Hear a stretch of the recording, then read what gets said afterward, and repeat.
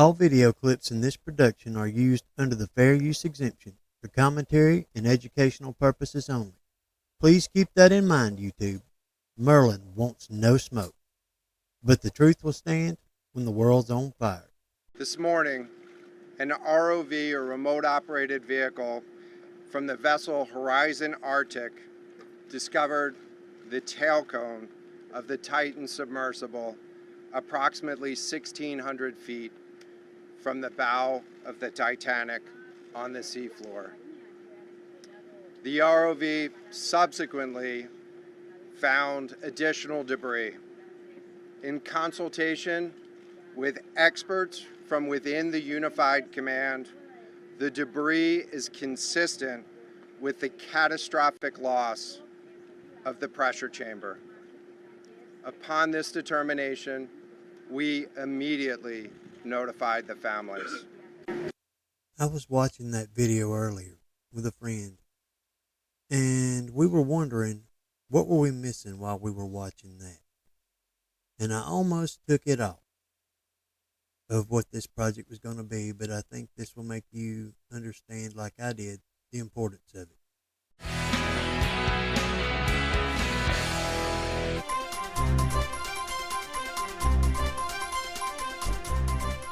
Ronald Reagan opposed the Law of the Sea Treaty during the time that he was president.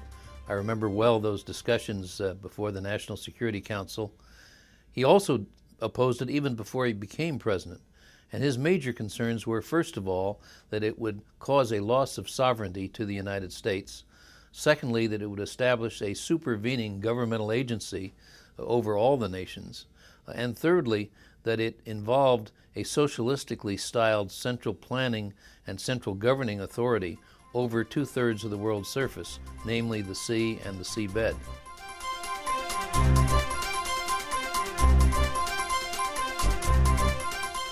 The Law of the Seas Treaty would undermine U.S. sovereignty by taking away our ability to determine our own destiny in regard to what we do in relation to the seas.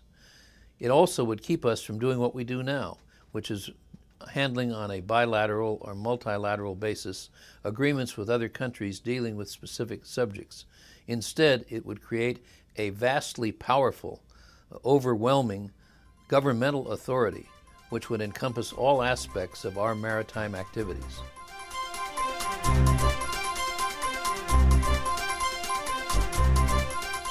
The Law of the Sea Treaty would enable other countries to set up regulations under the treaty which would interfere with our ability to conduct certain naval and intelligence operations.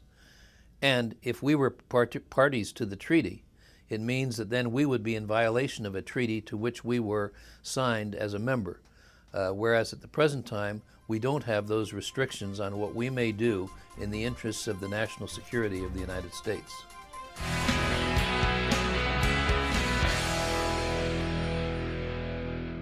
For more information, log on to heritage.org. WikiLeaks is raising a $100,000 reward for the missing chapters on America's most wanted secret, the Trans-Pacific Partnership. And this is why. TPP is for American businesses. It's called the Trans-Pacific Partnership, and it might not sound important to you until you hear Democrats railing against their own president and saying your job could be on the line. Who will benefit from the TPP? It is enforceable corporate global governance. It is a giant giveaway to monster transnational corporations. Wall Street, pharmaceuticals, telecom, big polluters, and outsourcers are all salivating at the chance to rig the upcoming trade deals in their favor. All 29 chapters of the TPP are secret, but 3 of them have been WikiLeaked. So what do we know so far? The United States has negotiated the TPP almost entirely in secret with the help of about 600 private corporations. The TPP is a multi-trillion-dollar treaty that is being negotiated behind closed doors by the Obama administration. They say it's a free trade deal, but in reality, it is anything but free. and 80% of it isn't even about trade. There are 29 chapters, only 5 of them have to do with trade. They have to do with our freedom on the internet. They have to do with the financial regulation, food and product safety. The treaty covers nearly half of the world's economy and is the largest ever negotiated. It will have implications beyond matters of trade, intruding into almost every aspect of people's lives. The TPP bans favoring local businesses. Experts say it will send millions of jobs overseas and drive down wages and conditions at home. Multinational corporations will be able to sue the government for passing laws, including on the environment and health protections that they claim affect their expected future profit. That's right, a company was able to sue a country over a public health measure through an international court. How the f*** is that possible? Philip Morris International, a company with annual net revenues of $80 billion, basically threatened to sue Togo, whose entire GDP is $4.3 billion. Togo, justifiably terrified by threats of billion-dollar settlements, backed down from a public health law that many people wanted. And it's not just Togo. 2 tobacco companies sued Australia in its highest court. Philip Morris International is currently suing Uruguay. British American Tobacco sent a similar letter to Namibia, the Solomon Islands. Pharmaceutical companies will be allowed to expand their monopolies, restricting the availability of affordable generic drugs. The TPP requires internet service providers to become internet policemen, watching your every click. It is a one-way ticket. Once signed, it will be locked in place for decades. But the scariest thing about the TPP is that there are 26 chapters that cover our daily lives that we have not seen. So let's raise $100,000 as a reward for the missing chapters of the TPP. Help uncover a $1 trillion secret that will affect the whole world. Make your pledge today. Go to wikileaks.org/TPP-reward.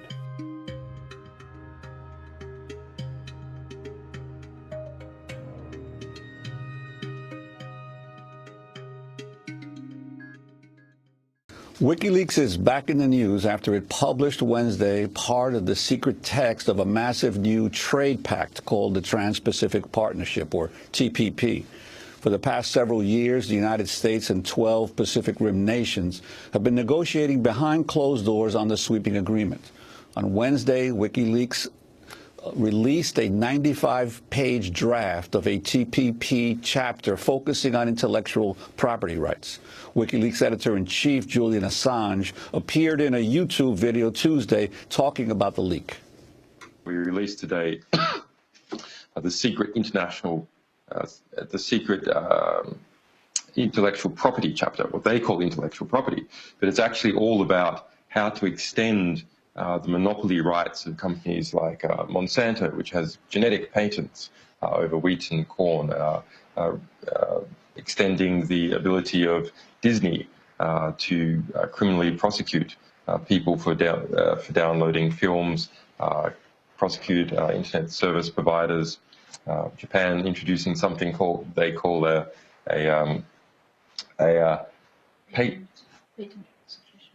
patent prosecution highway.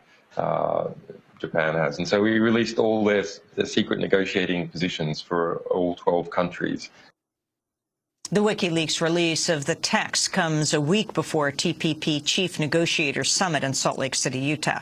President Obama and U.S. Trade Representative Michael Froman reportedly wish to finalize the TPP by the end of the year and are pushing Congress to expedite legislation that grants the president what's known as fast-track authority. However, this week, some 151 House Democrats and 23 Republicans wrote letters to the administration saying they're unwilling to give the president free rein to, quote, diplomatically legislate. Well, free trade is a pretty theory, but as yesterday's WikiLeaks showed, the TPP has very little to do with free trade. So only 5 of the 29 chapters of the agreement even have to do with trade at all. What's in that intellectual property chapter? What the Cato Institute would call rent-seeking, governments being lobbied by special interests to set up special rules that give them monopolies, to charge higher prices. What does that mean for you and me? In that agreement, we now can see the United States is pushing for longer monopoly patents for medicines that would increase the prices here. They're looking for patenting things like surgical procedures, making even higher medical costs. They're looking to patent life forms and seeds. And with respect to copyright, the U.S. positions are actually even undermining U.S. law. So for internet freedom, if you didn't like SOPA, the Stop Online Piracy Act, the domestic law that Congress, in amazing citizen activism, killed last year when it was attempted to be pushed here domestically, huge chunks of SOPA are pushed through the back door of this intellectual property chapter. Now, what the heck is that doing in a free trade agreement? I would imagine the Cato Institute is also wondering, are Adam Smith and David Ricardo, the free trade philosophers, rolling in their graves? Because that is protectionism. This is patent monopolies. This is copyright extensions. This is actually exactly what Bill just talked about, which is powerful special interests, big pharma, Disney and the other big content guys, undermining us as consumers, our access to the internet, our access to affordable medicine, and they're using their power to put that into an agreement that they've got misbranded as free trade. That's what's the real TPP. So maybe actually we agree between the consumer group, Public Citizen, and Cato that what's in TPP, whatever you think about free trade, ain't so good for most of us. This is a rare occasion where I do agree with Lori Wallach. I agree that, what's going on in the IP chapter is a special interest free-for-all, a grab bag. U.S. companies are pushing to get what they want. And Bill Watson, why should we even have to depend on WikiLeaks to provide information on what's in this proposed agreement? Isn't the actual just the super secrecy under which this agreement has been worked out raise questions for ordinary citizens about why all the secrecy? I'm certainly glad that WikiLeaks published this report.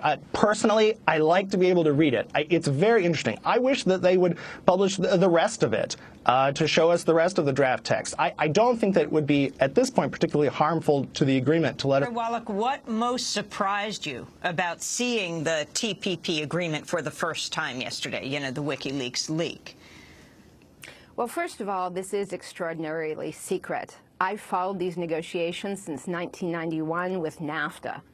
And during NAFTA, any member of Congress could see any text. In fact, the whole agreement between negotiating rounds was put in the Capitol, accessible for them to look at. In 2001, the Bush administration published the entire free trade area of the Americas text, when it was even in an earlier stage than TPP is right now, on government websites. They've even excluded members of Congress from observing the negotiations. I mean, this is extraordinary. And so to me, what was the most horrifying, I would say, is the ways in which the U.S. negotiators are using this agreement to try and rewrite U.S. law. I mean, I find it morally repugnant and outrageous that the U.S. negotiators be pushing Big Pharma's agenda to raise medicine prices for the developing countries in the TPP. People in Vietnam, in all the developing countries that have HIV, AIDS, that have malaria, they need access to generic medicines, and this would cut it off. But they're actually doing it also to us. So to the extent theoretically they're sort of supposed to be representing our interests, it would make cancer drugs in this country more expensive. Evergreening of patents, changing just a little tweaky thing, the 6-hour versus 12-hour version of a medicine, you get 20 more years of monopoly. Also undermining our internet freedom by rewriting U.S. law. There's language in there where U.S. law says there's an exception for liability for U.S. internet service providers. The U.S. is the only country in that bracket that's saying, no, we shouldn't allow that in TPP. It's backdoor diplomatic legislating. And that ties into that business with fast track. Why were, and it's now 27 Republican members, because there was a second letter that came out of Republicans, and 151 Democrats, why were they all saying together in the last 36 hours, no fast-track trade process? We don't want to give away our constitutionally granted authority over trade policy. And a big piece of the reason is the left and the right in Congress may disagree on what the policy should be, but they actually believe that constitutionally, Congress gets to write our legislation. So the notion of this backdoor legislating that we saw actually revealed in this WikiLeaks is precisely what is uniting, animating congressional outrage at the notion that after being left out of these negotiations uninformed, somehow they should volunteer to handcuff themselves so they can be thoroughly steamrollered and have even their legislating authority undermined through this so-called trade agreement. Ronald Reagan and many others fought heroically to keep the U.S. out of this terrible treaty. This would have significant impact on our military and intelligence gathering capabilities, as well as give an international governing body the power to regulate our undersea drilling for oil and natural gas. They would decide who drills and how much they could produce and ship and how much it would cost. Not only that, it would give a Soviet-style body the ability to regulate every boat or ship on the world's oceans. What better to browbeat the U.S. into this treaty than for a so-called daredevil to kill 5 billionaires in an event seen worldwide? And David de Rothschild just happens to be on the board. The sinking of the USS Maine, what was known at the time as a false banner event, gave the U.S. the pretext for the Spanish-American War after all. Obama tried to sign us onto this for 8 years. He even tried to sneak it into the TPP, Trans-Pacific Partnership. And who was our biggest partner in the Trans-Pacific Partnership, you might ask? India. And guess who just happened to be speaking to Congress when the bad news broke? Prime Minister Modi from India. In this day and age, we have to be very careful what we believe. They put a lot of things in front of us, all these shiny objects to look at. But what are they really trying to get across the finish line here? I think we all know what this is. It's a world government where we have these unelected bureaucrats deciding who's who and what's what and who can thrive and who can't. They want to pick the winners and losers. And I don't think they have it in mind for any of us to win. So we might want to watch. When they're showing us one thing, we better look around